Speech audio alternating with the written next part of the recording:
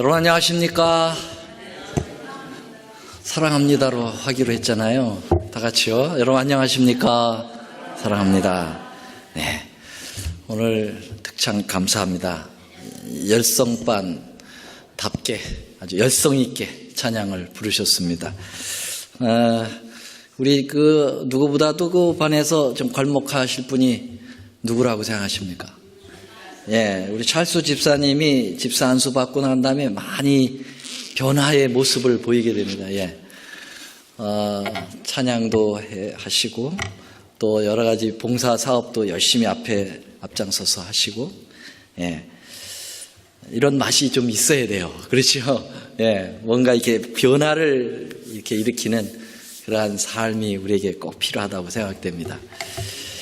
예, 이제 날씨가 이제 해가 길어져 가지고, 예, 해가 지기도 전에 이제 우리가 금요 저녁 예배를 드리는 것 같습니다. 예. 자, 우리 계속해서 새 천사의 기별과 믿음으로 맘냠느리 두 번째 천사의 기별 지금 하고 있습니다. 한번 본문의 말씀 또 함께 읽겠습니다. 시작. 또 다른 천사 그 둘째가 그 뒤를 따라 말하되 무너졌도다 무너졌도다 큰 성 바벨론이요 모든 나라를 그 음행으로 인하여 진노의 포도주로 먹이던 자로다 하더라. 지금 우리는 다니엘서에서 나타난 둘째 천사의 기별을 공부하고 있습니다. 1장을 모두 마쳤고 2장에 나타난 둘째 천사의 기별을 중간 정도 하다가 시간이 다 돼서 마쳤는데요. 오늘은 2장 마지막 부분과 3장까지 넘어갔으면 좀 좋겠다, 그런 생각이 됩니다. 자, 2장 지난 시간에 공부한 거 잠시 좀 복습을 하고 좀 들어가도록 하겠습니다. 그 느부갓네살 왕이 된 지 2년 만에 꿈을 꿔서 그 꿈이 굉장히 번민스러운 꿈이어서 잠을 그동안 이루지 못했다. 이 사실은 결국은 하나님의 반격이 시작이 됐다라고 이렇게 평가를 했습니다. 바벨론이 예루살렘을 공격해서 포위했지만 이제 다니엘 2장에 들어와서는 하나님이 꿈으로 이제 바벨론을 공격하는 그런 모습을 보게 됩니다. 그게 무슨 뜻인가? 이 바벨론을 하나님이 꿈을 통해 가지고 뭔가를 지금 일을 벌이고 계시는 모습을 우리는 보게 되는 거죠. 네, 일부러 이 느부갓네살이 꾼 꿈을 생각나지 않도록 하신 것이 하나님이라고 생각이 됩니다. 꿈이 생각이 안 나는 거예요. 그래서 결국은 누구를 불러왔습니까? 이 사람들 불러왔습니다. 박수들, 술객들, 점장이들 불러왔습니다. 갈대아 술사, 이 사람들 불러온 이유가 뭘까? 이 사람들은 그냥 점집 차려놓고 점이나 치는 그런 하찮은 사람들 아니라고 그랬습니다. 어떤 사람이라고 그랬습니까? 굉장한 박사 계통이, 학문이 아주 높은 사람들이라고 볼 수가 있겠어요. 그래서 여기 보면은 70권짜리 논문을 그 당시에 쓴 것이 이제 고고하게 발견됐습니다. 천문학 자료들, 점성술 자료들이 그렇게 탁월했다고 하는 사실입니다. 그래서 또 여기 이 문헌에 보면은 일식과 월식을 계산해내고 달의 변화를 관측하는 그러한 천문학자들이 바로 이 사람들의 이제 부류에 속한 사람들이죠. 굉장한 사람들입니다. 이 사람들을 지금 하나님께서 왕 앞으로 불러오게 하고 그 다음에 이 사람들이 꿈을 그 내용을 못 맞춤으로써 그들의 학문이 세상적으로는 굉장히 높지만은 얼마나 하찮은 것인가를 하나님께서 드러내게 하시기 위함인 것입니다. 그래서 이것을 이제 그 세 천사의 기별하고 이렇게 좀 포커스를 좀 맞춰서 우리가 지금 공부를 하고 있는 것입니다. 네. 확실하진 않지만 그냥 제가 추측에 그렇습니다. 아마도 이 점장이들, 술객, 이 술사들, 이 갈대아 술사들이 아마도 바벨론 국립대학의 교수들이었을 거라고 생각이 돼요.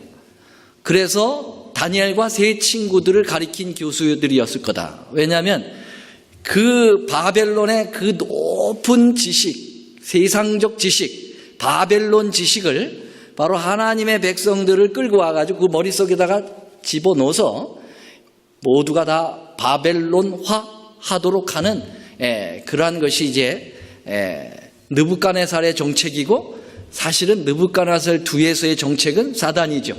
사단이 이제 바벨론을 지배하고 있으니까요. 그래서 하나님의 정신을 다 빼버리고 바벨론 정신을 집어넣는 일에 이제 바벨론이 앞장을 서서 그 일을 하는 거죠. 그래서 그 높은 학력 수준이 높은 그러한 사람들이 이제 아마 다니엘과 세 친구들을 바벨론으로 물들이게 하는 그러한 역사를 이루지 않았겠나, 그렇게 생각을 하는 것입니다. 그런데 하나님께서는 그들의 학문이 최고인 줄 알고 잘난 맛에 살고 있던 그들을 완전히 땅바닥에 내동댕이 치시는 그런 역사를 다니엘 2장에서 보이고 있는 거예요. 왕의 꿈을 생각나지 않게 함으로써 이들을 불러와가지고 내 꿈을 맞춰봐라. 못 맞추죠. 그래서 그들은 포기합니다. 몸을 쪼개고 너희 집에 그 터를 거름토로 만들어버리겠다고 하는 잔혹한 명령이 내렸음에도 불구하고 그들은 기법합니다. 세상에는 왕의 그 일을 보일 자가 하나도 없다. 여러분, 이 표현은 자기들의 무능력을 표현하는 것으로 끝나는 게 아니에요. 여기 보면 세상에는 할 때 이 세상은 바벨론입니다. 바벨론의 학문은 제한이 있습니다. 그 말이에요. 바벨론의 학문이 그렇게 정말 탁월한다 할지라도 한계가 있는 겁니다. 그렇게 얘기했어요. 그래서 그것을 마칠 자는 누구밖에 없다고요? 누구밖에 없다고 그랬어요? 신들 외에는 왕 앞에 그것을 보일 자가 없다. 그렇게 얘기했어요. 그래서 하나님이나 이 일을 하는 거지요. 인생은 못합니다. 그럼으로써 여기 지금 바벨론의 종교와 학문이 완전히 패배를 인식하는 그런 모습을 보게 되는 거죠. 하나님 바로 이걸 노리신 것입니다.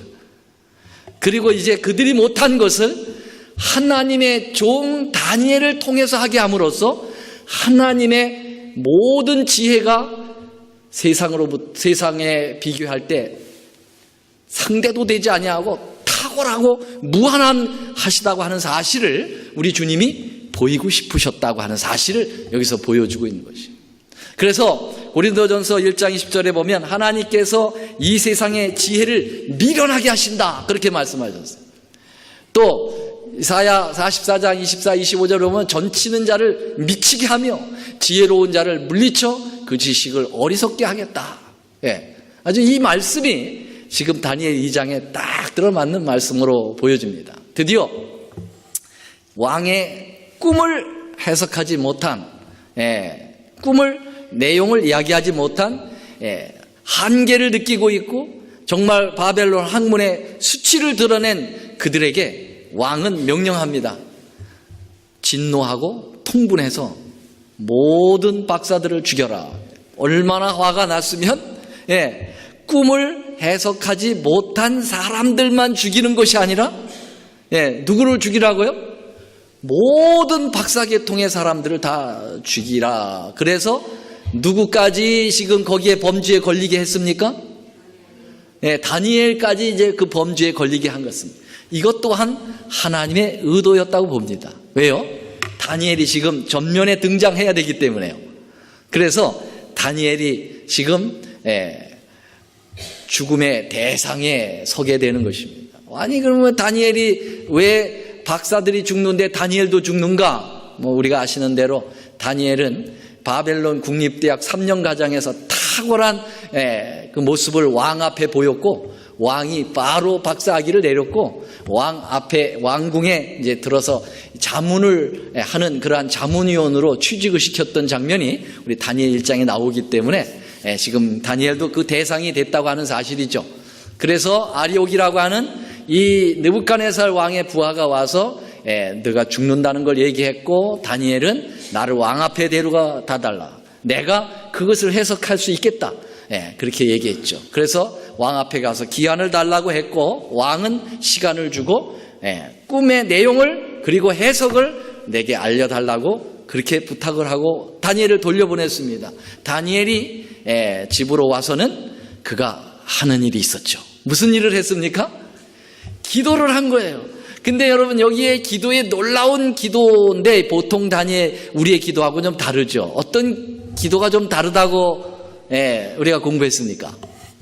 여기 노란 글씨, 그 다음에 하늘색 글씨 포함해서 노란 글씨하고 같이 한번 읽어보겠습니다. 시작.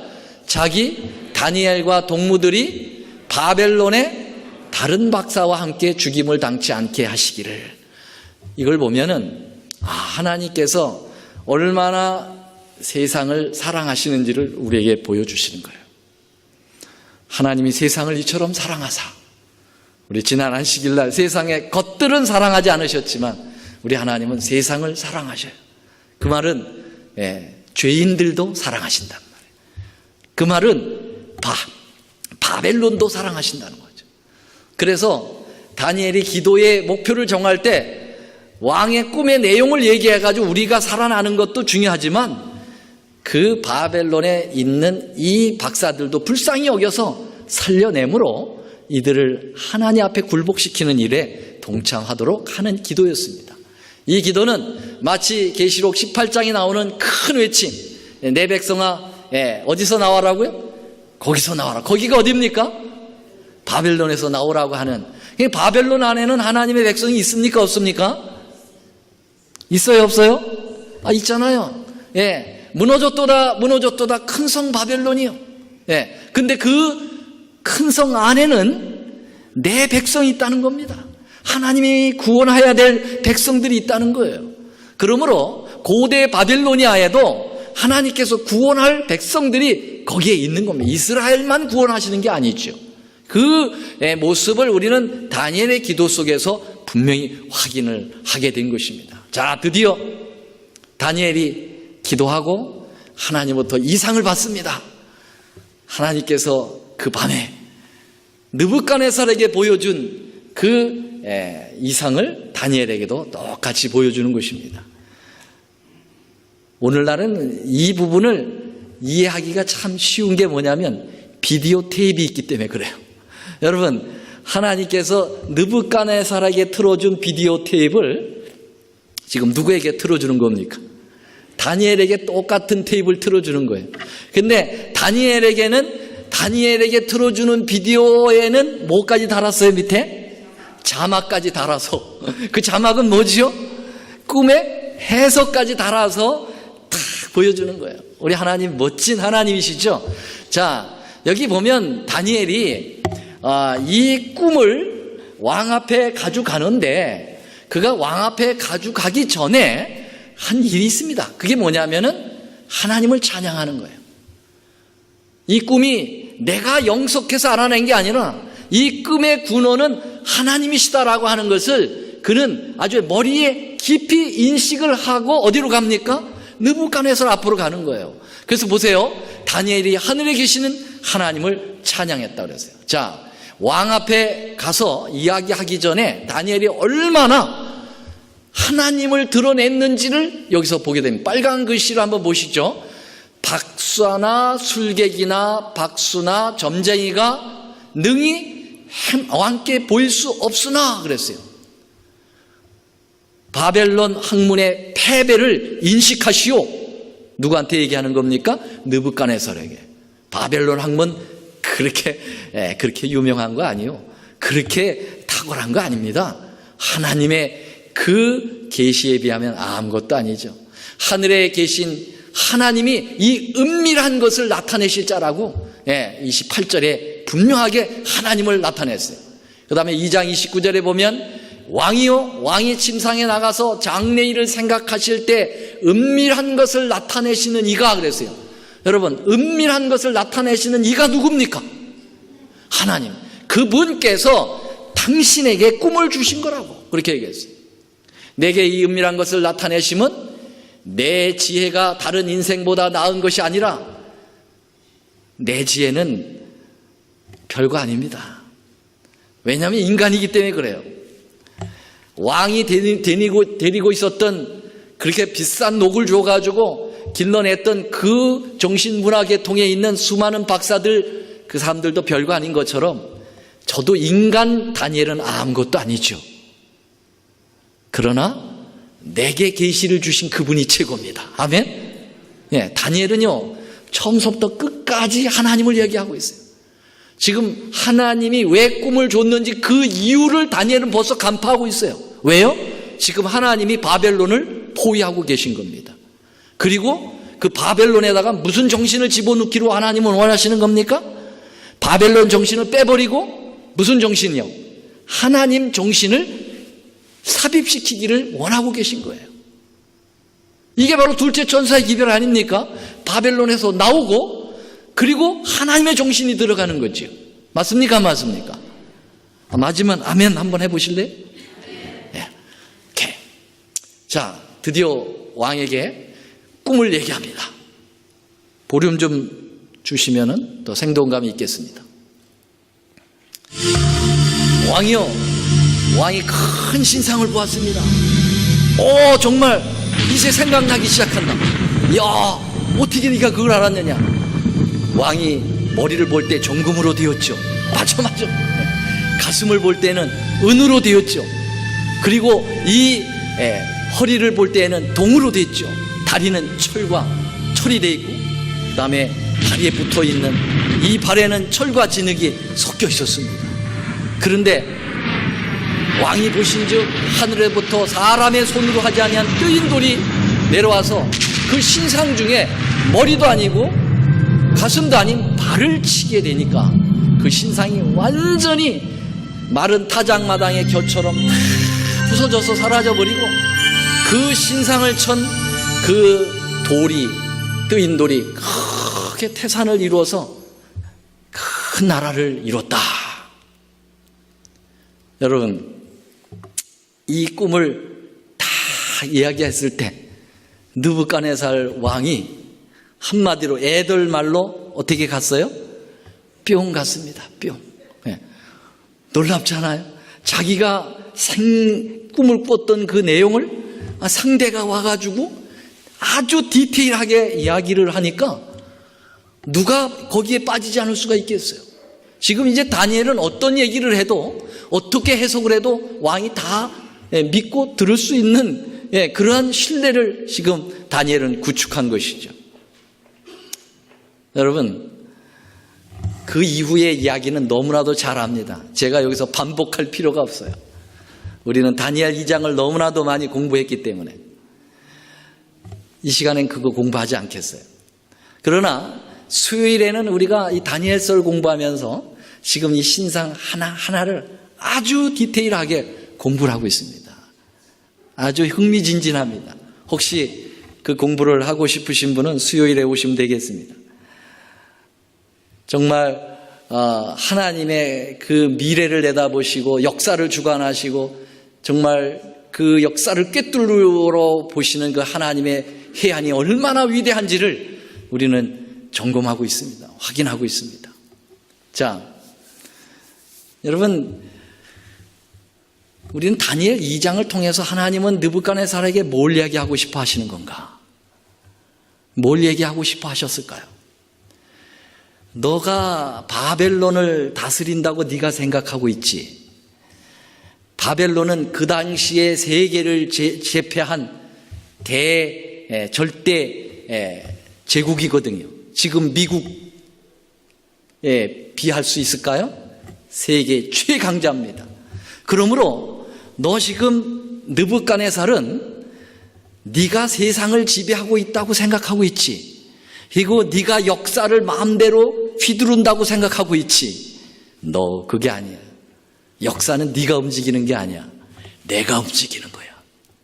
지금 그거를 다니엘을 통해서 느부갓네살에게 이야기하고 싶어 하신 거예요. 느부갓네살이 여기에 동의 안 할 수가 없어요. 와, 그렇구나. 자, 여러분, 이게 바로 바벨론에서 느부갓네살의 생각을 완전히 바벨론 정신을 지우고 하나님의 정신을 넣어주는 그러한 역사를 보게 되는데요. 죄송합니다. 프리징이 됐네요. 오케이.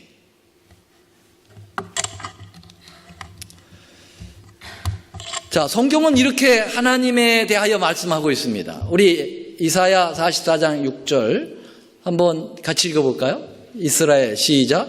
이스라엘의 왕인 여호와 이스라엘의 구속자인 만군의 여호와가 말하노라. 나는 처음이요 나는 마지막이라. 아멘입니까?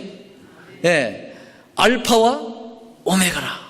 이 말은요, 내가 처음부터 세상 끝까지 내가 다 주관한다 이거예요. 역사의 주인공은 너 바벨론 느부갓네살이 아니야. 나야 나. 온 우주를 창조한 하나님이다 이 말이에요. 그러면서 내가 옛날 백성을 세운 이후로 나처럼 외치며 고하며 진술할 자가 누구냐. 나는 미리 될 일을, 미리 장차될 일을 미리 얘기한 그러한 존재다. 그렇게 얘기해요. 그래서 여러분, 역사의 주관자는 우리 하나님이신 것을 믿습니다. 여러분들 이렇게 믿으세요? 네. 여기 이사야 48장 3절에 다 같이 시작.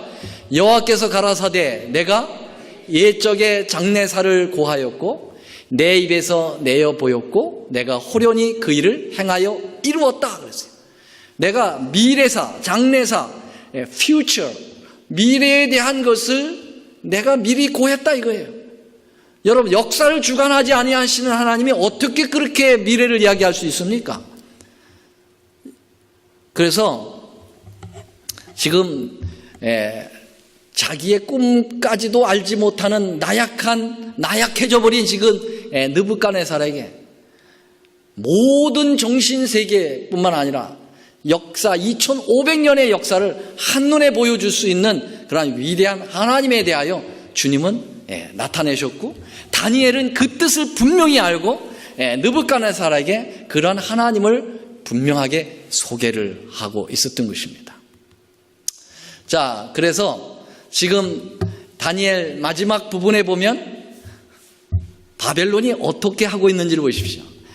다니엘 1장에서는 예루살렘이 완전히 바벨론의 포로가 되어서 짓밟힌 그러한 참패의 모습을 보여지게 됩니다. 물론 그 안에 다니엘이 승리를 했습니다마는, 그런데 다니엘 2장에 가서 완전히 바벨론이 하나님 앞에 무릎을 꿇고 있는 모습을 우리에게 보여주고 있습니다. 이 꿈이 참되고 이 해석이 확실하나이다. 다니엘이 아주 딱 해석을 하고 난 다음에 딱 그렇게 선언했어요. 이때 느부갓네살 왕이 엎드려 누구에게 절했다고 그랬어요? 여러분, 다니엘이 이 절 받았을까 안 받았을까요? 여기에 안 나왔지만은 다니엘은 절 안 받았을 거예요. 이 일은 내가 절 받을 일이 아닙니다. 네. 이것은 하나님께서 하실 일이에요. 하나님께서 하신 일. 왜 절을 안 받고 그가 자기의 영광을 자기가 취하지 않았는지를 우리는 분명히 여기 나와 있어요.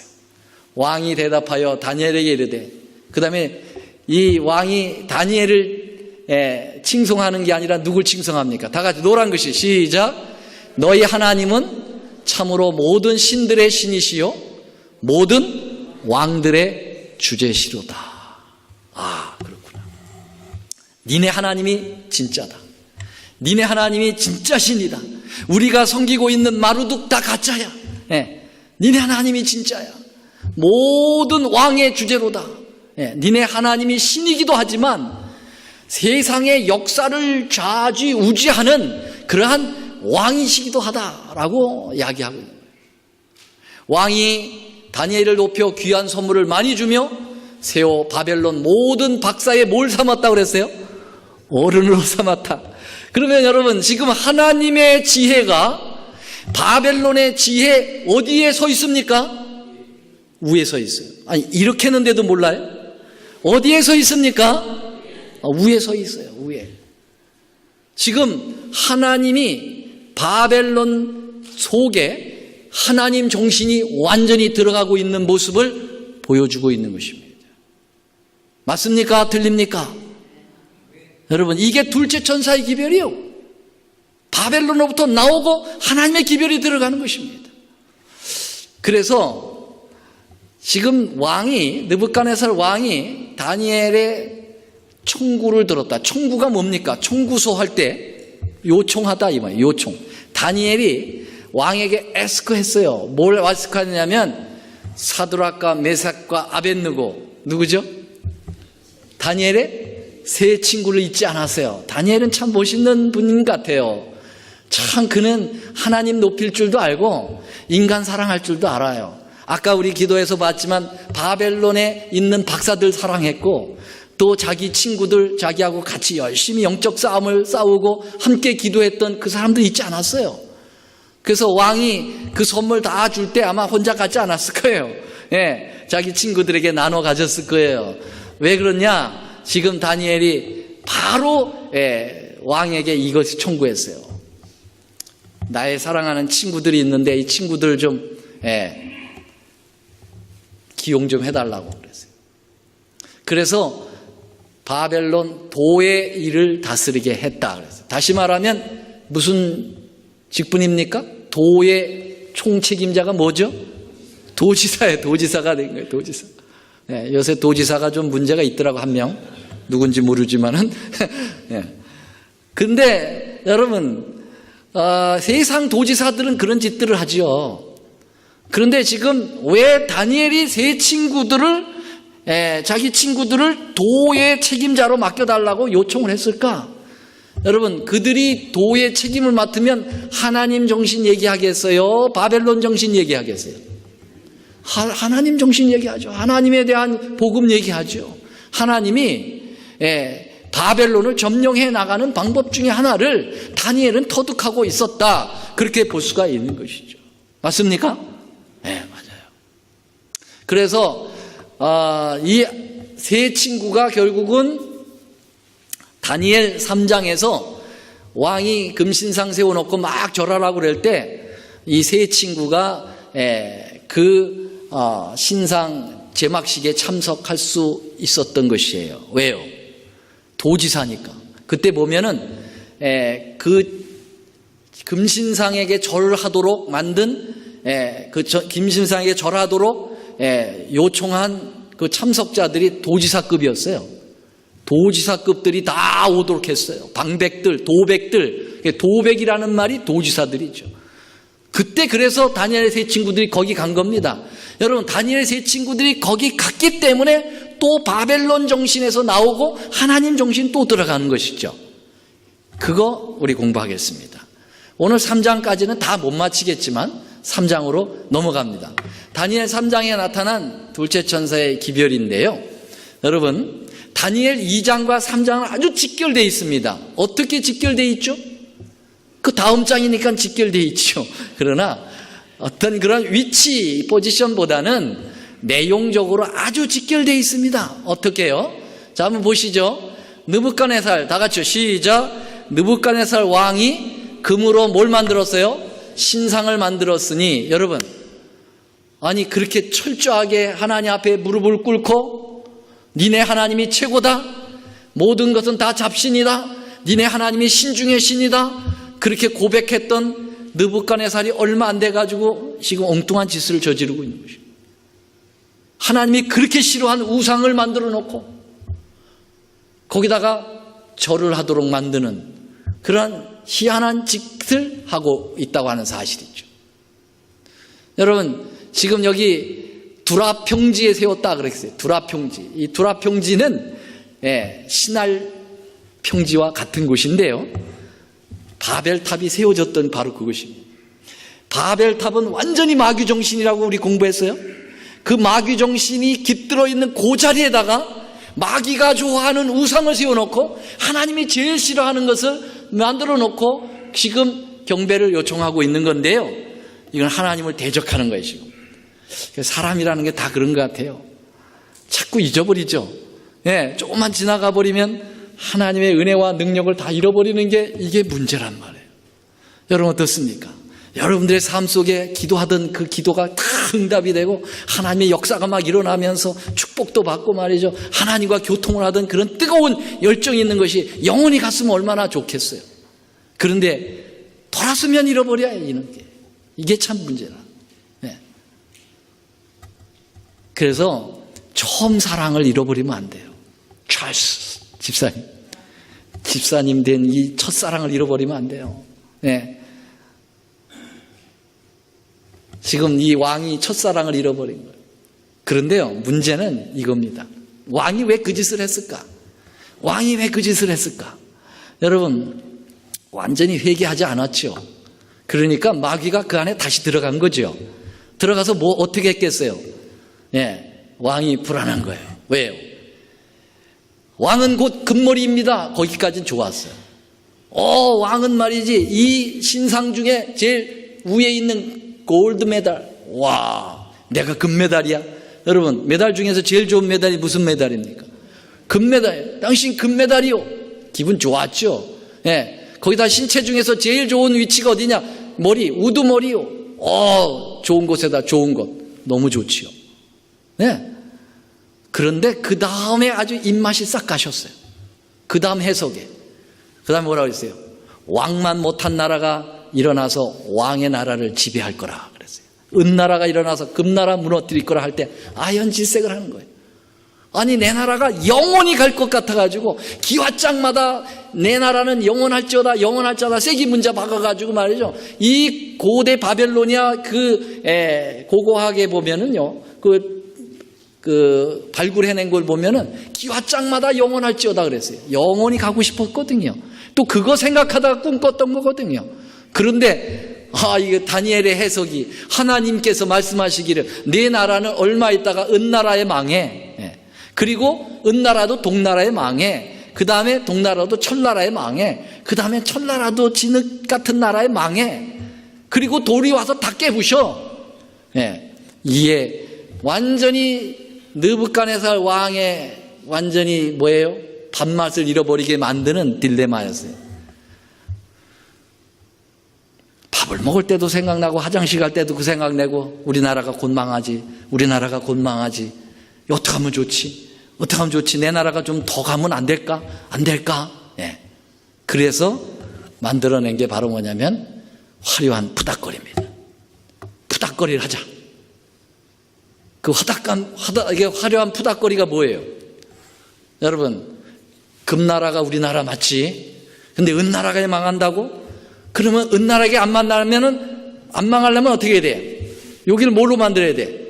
금으로 만들어야 돼. 은나라가 동나라에 망하지? 그러면 요 나라도 안 망하려면 여기도 금으로. 그러다 보니까 처음부터 끝까지 뭐로 만들면 돼요? 금으로 만들면 될 거 아닌가? 그러면은 내 나라가 영원할 것 아닌가? 기발한 아이디어입니까? 왜 대답을 없으세요? 기발한 아이디어예요? 기발한 아이디어. 뭐로죠? 바벨론적 생각이래요. 다시 말하면 세상적 생각으로 기발합니다. 그런데 이게 바로 바벨론 생각이라는 거죠. 하나님의 원칙에다가 인간의 생각을 갖다가 조인시키는 거예요. 이게 바로 뭐냐? 이게 바로 믹스되는 거죠. 믹스가 바로 뭐냐면 혼잡이라는 거죠. 혼잡의 뜻이 뭐냐면 바벨이라는 뜻이에요. 바벨이라는 것은 혼잡하는 거예요. 혼잡. 언어가 섞이는 거예요. 생각이 섞이는 거예요. 하나님 생각과 인간의 생각이 섞이는 거예요. 이게 하나님이 제일 싫어하는 것입니다. 하나님은 온전히 하나님의 생각으로 서기를 원하시는 겁니다. 맞습니까? 맞습니까? 여러분, 인간의 생각에다가 하나님 생각에다 자꾸 인간 생각 끼워 놓으려고 하지 마세요. 그거 하나님이 제일 싫어하는 거예요. 그거 바벨론이에요. 거기서부터 나와야 되는 것이죠. 지금 그런데 사단은 완전 패배를 다니엘 2장에서 했거든요. 다니엘 3장에서 다시 한번 사단은 반격을 가하는 거죠. 뭘 통해서? 근신상을 온전히 다 만들어가지고 거기에 하나님 생각에다가 인간의 생각을 끼워 넣는다고 하는 사실입니다. 여러분, 제 이름이 뭐죠? 제 이름이 뭡니까? 홍두표입니다. 저희 아버지한테 여쭤봤어요. 아버지, 왜 하필이면 두표입니까? 내가 반장선거 나가면 맨날 2표밖에 못 얻어가지고 떨어지는데 왜 2표입니까? 하필이면은. 그랬더니 우리 아버지께서 말씀하시기를 너 이름은 내가 생각 많이 하고 지은 거야. 그렇게 얘기했어요. 그게 무슨 생각입니까? 그랬더니 그러면서 옛날 얘기를 쭉 해주시는데, 인조 반정 때 인조 왕이 반정을 일으켰죠. 광해군 때인가요? 광해군 모란하고 인조가 왕이 됐는데, 그때 병조 판서 했던 사람이 원두표라는 사람이 있었다는 거예요. 성은 다르지만 두표예요, 그 사람이. 그래서 그 사람 이름을 따고 제 이름을 줬다는 거예요. 아니, 그 사람이 뭐 이렇게 훌륭하십니까? 그랬더니 훌륭하지. 어떻게 훌륭하냐? 그 사람 얘기를 간단히 해주는데, 복잡하게 해줬는데 저는 간단하게 얘기합니다. 아주 찢어지게 가난했어요, 이 사람이. 근데 아버지가 돌아가셨어요. 머리는 똑똑해. 아버지가 돌아가셨는데 이 시골에서 가난에 찌들려서 맨날 일만 하다가 사니까, 이 야심 많고 이 머리 좋고 아주 이 포부가 있는 이 원두표가, 이래 살다간 여기 흙에서 묻혀서 그냥 영원히 죽겠구나. 뭔가 내가 일을 도모해야 되는데, 그러면서 이렇게 꿈을 키웠다고 그랬어요. 근데 아버지가 돌아가신 거예요.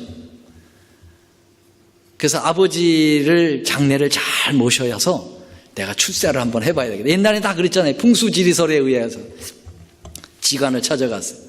지관이라는 사람은 이 땅을 보는 사람이에요. 풍수지, 어디가 몇 자리가 좋은지. 그래서 이 사람이 가가지고 뭐라고 얘기했냐면은 이렇게 얘기했어요. 우리 아버지 묘를 좀 잘 써주십시오. 내가 지금 꿈이 있는데 내 꿈을 좀 펼쳤으면 좋겠다. 그러면서 그 없는 돈에 뭐 쌀을 이렇게 몇 마를 해가지고 줬어요. 그랬더니 이 지관이 찾다가 드디어 한 묘소를 찾아가지고 뭐라고 얘기하냐면, 이게 자네에게 돌아갈 땅이네. 이거 외에는 더 찾을 수가 없어. 그래, 이거는 어떤 땅입니까? 어떻게 내가 출세를 하게 됩니까? 그랬더니 5대 후손, 네 5대 후손 때 정승이 날 자리야. 그냥 원두표가 기분이 좋았어요, 안 좋았어요? 아니, 5대 후손이면 자기 죽고 끝나버리는 거예요. 그러니까 아니, 5대 후손에 무슨 정승을, 당대에 내가 지금 꿈을 펼쳐야 된다고. 그랬더니 그거밖에 없다. 이 원두표가 집에 가서 곰곰이 생각을 해가지고 어떻게 했냐면은, 좋다. 그러면 5대조 할아버지를 찾자. 그래가지고 5대조 할아버지 묘소를 찾아가가지고 밤에 몰래 밀레를 해가지고 아버지 묻을 때다가 묻고 아버지를 딴 데다 묻었어요. 그러니까 어떻게 되겠다는 거예요? 5대조 할아버지를 끌어다가 갖다 놓으니 당대에 자기가 정승이 되겠다. 그래가지고 뭐 2차 저차 해가지고 병조판서를 됐다 이거예요. 예. 그래서 네 이름이 홍두표다 그렇게 얘기를 해줘요. 제가 그 생각을, 여기 생각이 나는 거예요. 예. 갔다가 그냥 자기 생각으로 두드러 맞히는 거예요. 예. 여러분, 이것도 하나님의 그 놀라운 신 미래를 바라보는 그 계획을 갖다가 자기 생각을 갖다가 끼워 맞히는 것이죠. 이게 바로 바벨론 정신이에요. 오늘날에 우리가 교회에서도 이런 일들이 비일비재하다는 것이에요. 하나님의 원칙은 여기 분명히 있는데 내 뜻에 안 맞아. 그러면 자꾸 자기 생각을 거기다 집어서 하나님 생각하고 믹스를 시켜가지고 결국은 자기 뜻대로 가려고 하는 것이죠. 하나님 이걸 제일 싫어하시는 것입니다. 이 정신으로부터 나와야 된다고 하는 사실. 오늘 여기까지 하죠.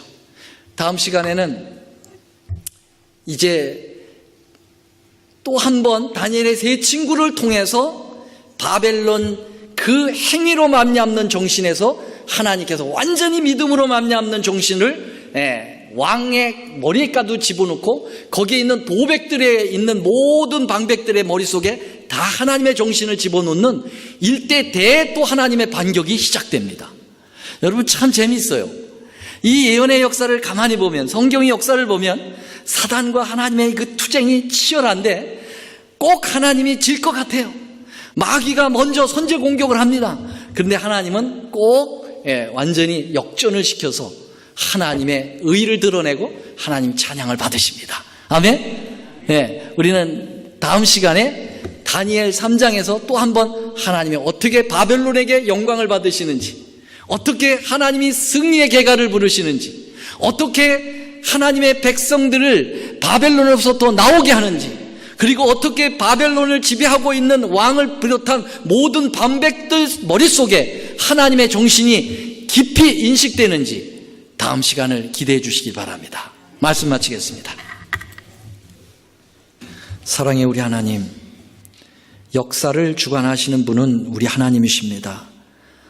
이 세상에 군왕들이, 방백들이 세상을 좌지우지하는 것 같지만 우리 하나님이 처음이요 마지막이시기에 이 세상을 주관하시는 우주의 왕이심을 우리는 믿습니다.